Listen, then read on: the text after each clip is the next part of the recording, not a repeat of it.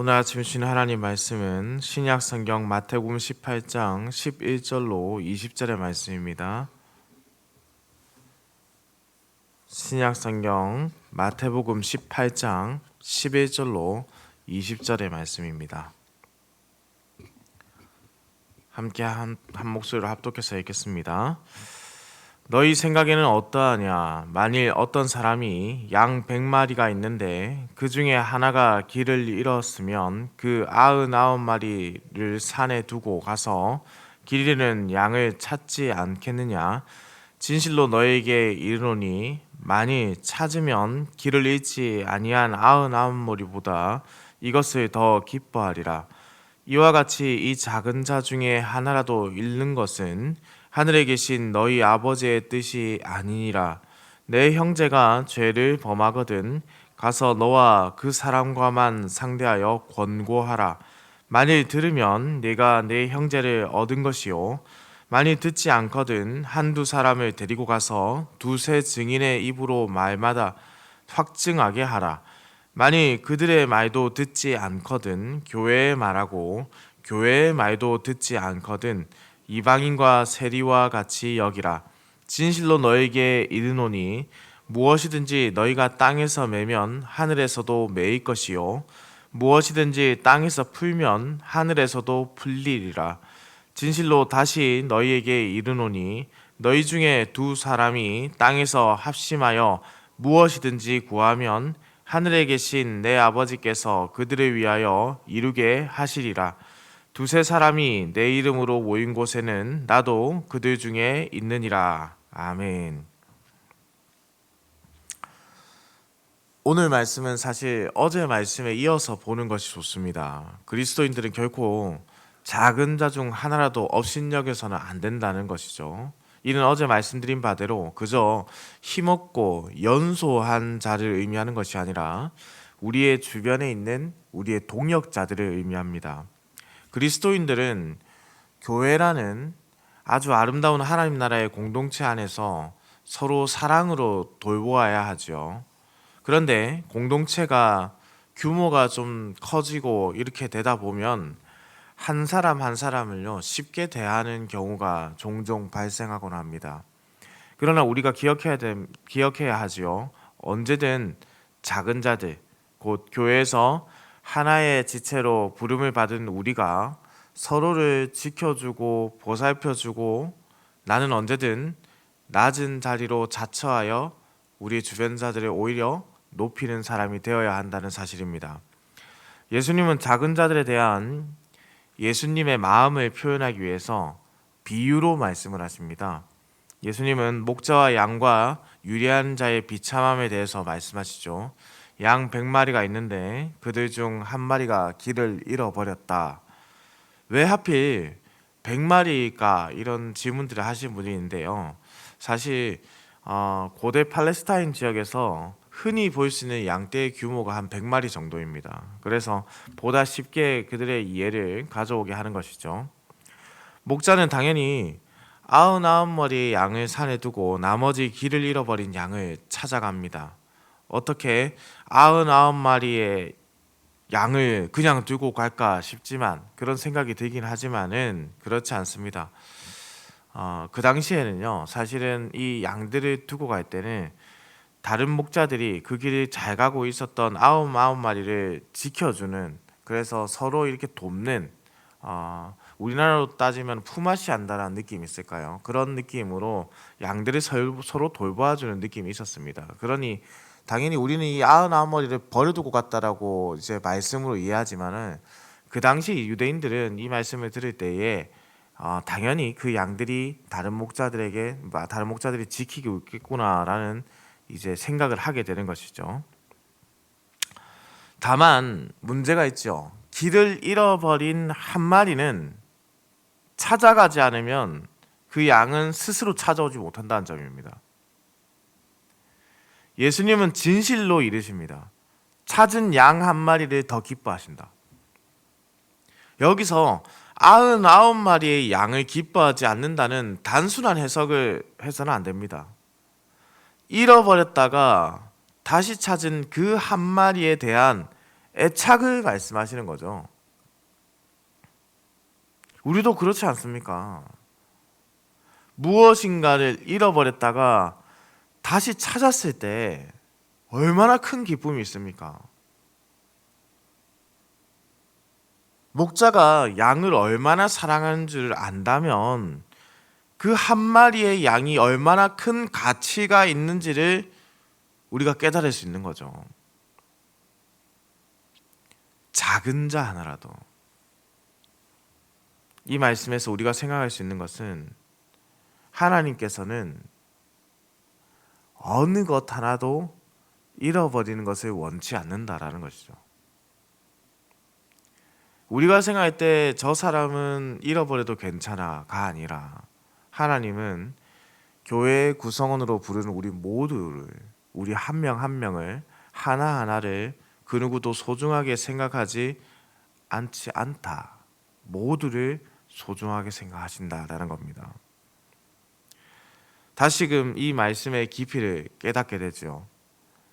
그리스도인들은 결코 우리 주변에 있는 하나님의 사람들을 쉽게 생각한다거나 함부로 대한다거나 실족하게 하거나 떠나가게 해서는 그러한 일을 만들어서는 안 된다라는 뜻입니다.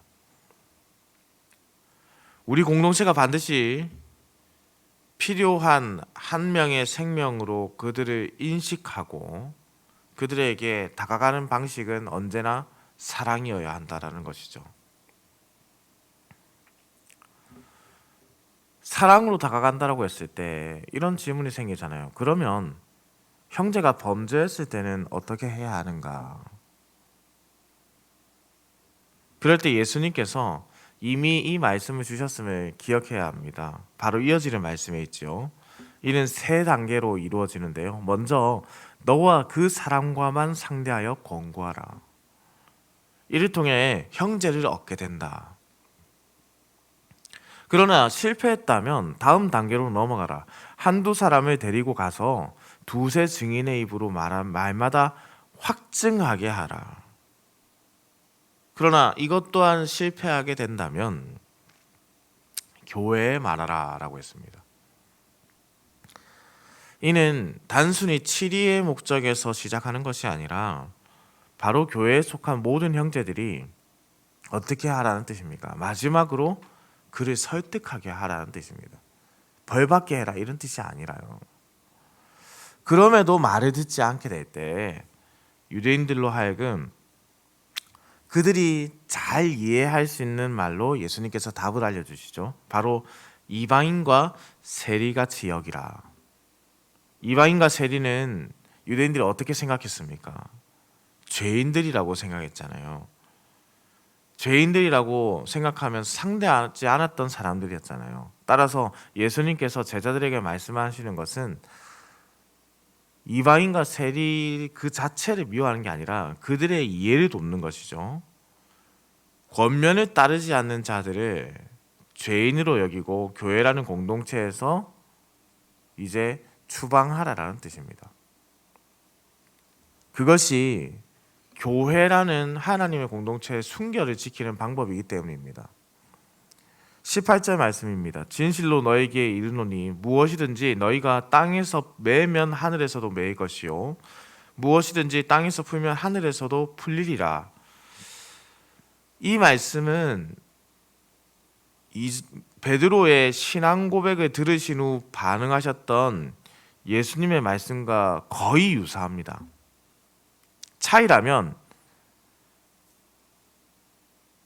이전 본문에서는 그것이 단수로, 여기서는 복수로 기록되었다는 건데, 쉽게 말씀드리면은 이는 이제 이전에는 그 고백이 베드로였기 때문에 베드로를 단수로 한 명으로 이제 보신 것이고 이 공동체를 위해서 이제 복수로 기록했다는 겁니다. 그렇다면 무슨 뜻이겠습니까? 이 말씀이 베드로에게만 주어졌다는 것이 아니지요. 베드로에게 한정되는 것이 아니라 교회에게 주어졌다라는 것을 잘 보여주는 대목입니다. 교회는 동아리 모임이 아닙니다. 교회는 사람이 세운 것도 아닙니다. 교회는 하나님이 세우신 하나님의 공동체입니다. 하나님의 공동체는 하나님의 법을 따르는 자들의 모임이죠. 그러니 그 공동체에서 주어진 메고 푸는 것은 정죄함 그리고 용서함의 판단이 주어졌다라는 겁니다. 그러니 우리는 모두 또한 교회의 권위에 복종할 수 있어야 합니다. 교회에 주신 하나님의 권위를 바르게 사용할 때 성도들은 바른 하나님의 뜻을 지켜갈 수 있는 것이죠. 그러니 교회는 치리가 바르게 시행되어야 하는 겁니다. 바른 치리가 없을 때 교회는요, 오히려 큰 고통과 어려움에 직면하게 되기도 합니다. 사랑하는 흥덕향산교회 성도님들, 교회에 치리가 있다는 것은요, 단순히 사람을 정죄하기 위함이 결코 아닙니다. 바른 치리는 그 사람을 정죄하기도 하지만 동시에 용서하기도 합니다. 교회의 권위에 복종하고 잘못된 일에 대하여서 깨닫고 주어진 시간에 근신할 줄 아는 것이 어떤 사람의 자세입니까? 신자의 자세라는 거예요. 믿는 자의 자세. 그것을 받아들이지 못하겠다고 한다면 두세 사람이 내 이름으로 모인 곳에는 나도 그들 중에 있느니라라고 말씀하신 예수님의 정의로운 그 판결을 부정하는 것이죠. 이러한 결정은 그저 사람이 마음대로 내리는 것이 아니라는 뜻입니다. 사람의 생각으로 이러한 결정을 내리는 것이 아니라고요. 누구보다 기도하고 누구보다 하나님의 뜻을 구하는 사람들, 바로 어제 말씀드렸지만 개교의 당회만이 이 치리권을 가지고 있고 그 상회인 노회와 총회에서 이 치리권을 행사하는 겁니다. 그러면 우리가 어떻게 해야 될까요? 바르게 이 치리가 행사될 수 있도록 우리는 당회를 위해서 끊임없이 함께 기도하고 또 당회의 권위에 복종하는 훈련도 해야 하는 것입니다. 사사로이 자신의 마음에 들지 않는다고 해서 복종하지 않는 마음이 계속해서 생겨날 때 하나님께서 주신 이 아름다운 교회의 공동체성을 지키기 위해서 당회의 권위에 복종할 줄 아는 훈련도 필요하다는 말씀이에요. 사랑하는 성도님들, 제가 우리 교회에 처음 왔을 때 노회에 참여했을 때 아주 놀라운 장면을 보았는데요. 사실 쉽지 않은 장면인데 그때 노회에 한 목사님께서 치리를 받으신 후에 그 해벌을 받는, 시벌을 받고 나서 시간이 지나서 해벌을 받는 장면을 보았습니다. 아니, 목사님이 어떤 잘못을 저질렀길래 직무정지 같은 큰 시벌을 받았을까?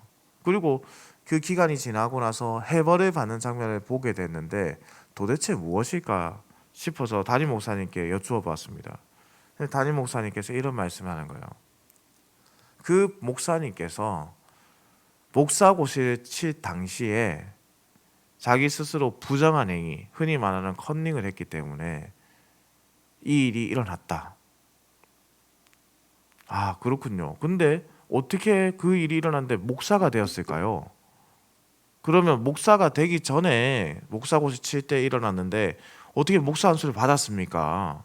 라고 제가 다시 여쭈었더니 아주 흥미로운 것은 그 목사님께서 목사 안수를 받고 난 이후에 자기가 저지른 일에 마음에 거리낌이 있어 스스로 자신을 치리해달라고 고발했다는 겁니다. 하나님 앞에서 내가 부정하게 목사가 되었다. 그리고 나서 많은 목사님들이 그 부목사님의 행동 하나에 감명을 받고 시벌은 시벌대로 했지만은 해벌하는 기관을 통해서 우리가 하나님 앞에 좀 더 바르게 목사가 되어야 한다.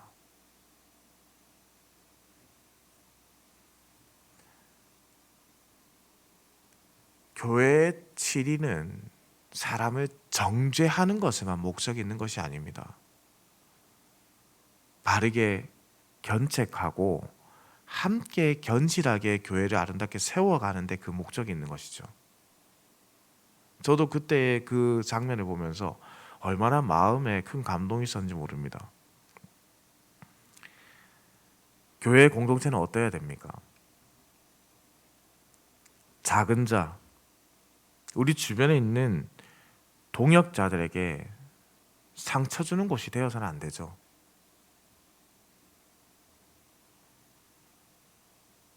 또한 우리 주변에서 일어나고 있는 불의한 일에 대해서도 눈을 감아서는 안 된다는 소리입니다. 사랑의 마음으로 그들을 견책하고 이끌어 줄 것.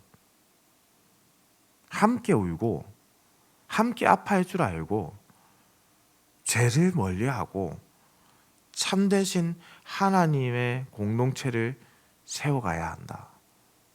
예수님께서 이 제자들에게, 자리의 연애라는 제자들에게 지금 어떻게 공동체를 세울 것인지를 말씀해 주고 있습니다. 사랑하는 성도님들, 그러니 우리는 무엇을 해야 됩니까? 그러니 함께 기도해야 합니다. 그렇게 이 아름다운 공동체를 함께 세워가야 합니다. 그냥 우리가 말로만, 입술로만 사랑합니다, 우리 교회를 사랑합니다 라고 하는 것이 아니에요. 말씀을 선포할 때마다 저는 꼭 넣는 단어가 우리 사랑하는 흥덕향상교회 성도님들이라는 표현입니다. 사랑하는. 그런데 이 사랑하는이라는 단어가 어느 날 쉽게 나오지 않을 때도 있죠. 마음에 불편함이 있을 때. 그때는 하나님께 기도할 때 하나님께 이렇게 기도합니다. 하나님, 사랑하는 하나님이라고 표현하지 않아요, 저는. 왜냐하면 우리 교회의 성도들을 사랑하지 못하는데 어떻게 하나님을 사랑한다라고 입술에 범죄한 거짓말을 하겠습니까? 그때 이렇게 기도하는 거예요. 사랑하시는 하나님, 나를 사랑하시는 하나님, 그 사랑하시는 마음으로 교회를 사랑할 수 있도록 나 또한 교회를 사랑하게 하여 주옵소서. 사랑의 시작이신 하나님을 통해서 우리를 사랑하시는 그 하나님께 기도하는 거예요. 이 교회를 사랑하게 하여 주옵소서. 우리 흥덕향상교회가 아름다운 하나님의 공동체로서, 아름다운 하나님의 공동체를 세워가는 한 명 한 명으로서 더욱 기도하고 사랑하고 함께 섬기고 또한 하나님께서 주신 정당한 권위에 복종할 줄 아는 교회가 되기를 우리 주님의 이름으로 축원합니다. 기도드립니다. 사랑과 은혜가 풍성하시며 인간의 생사와 복을 주관하시는 살아계신 우리 하나님 아버지, 지난 간밤에도 급하고 어려운 소식 없이 우리를 지켜주셨다가 이렇게 아침에 깨워 주의 전으로 불러주시니 감사와 찬송을 올려드립니다. 오늘 이 생명의 하루를 하나님의 기쁨이 되도록 온전히 사용하게 하여 주시고 게으르거나 죄를 사모하는 마음이 결코 일어나지 않도록 성령께서 인도하여 주옵소서. 하나님 아버지, 바라옵고 원하옵기는 우리 교회의 교인들을 주님께서 굽어 살펴 주옵소서. 혹이나 사람의 말에 상처가 되어 아파하는 자들은 없는지, 혹이나 너무 쉽게 사람을 판단하고 넘어지게 하는 자들은 없는지, 혹이나 잘못된 것을 보고도 그냥 넘어가서 교회의 순결함을, 순전함을 어지럽히는 일은 없는지, 우리의 불의함과 우리의 무지함이 하나님의 뜻을 바르게 세우지 못하는 어리석음은 없었는지 하나님께서 살펴보아 주옵소서. 그리하여 하나님께서 세우신 자들을 통해 교회를 다시금 순전하게 이끌어 가시고 늘 기도하고 하나님의 뜻이 무엇인지를 깨닫는 지혜와 명철을 허락하여 주옵소서. 우리 교회 공동체가 격려하고 붙들어주며 오래 참는 공동체가 되기 위하여서 먼저 주님의 말씀 앞에 바르게 서는 공동체가 되게 하여 주옵소서. 오늘도 운전하는 모든 성도들의 운전대를 붙잡으시고 들어가거나 나가거나 주의 복을 누리는 인생이 되게 하여 주옵소서. 감사를 드립니다. 살아계신 우리 주 예수 그리스도의 이름으로 기도드립니다. 아멘.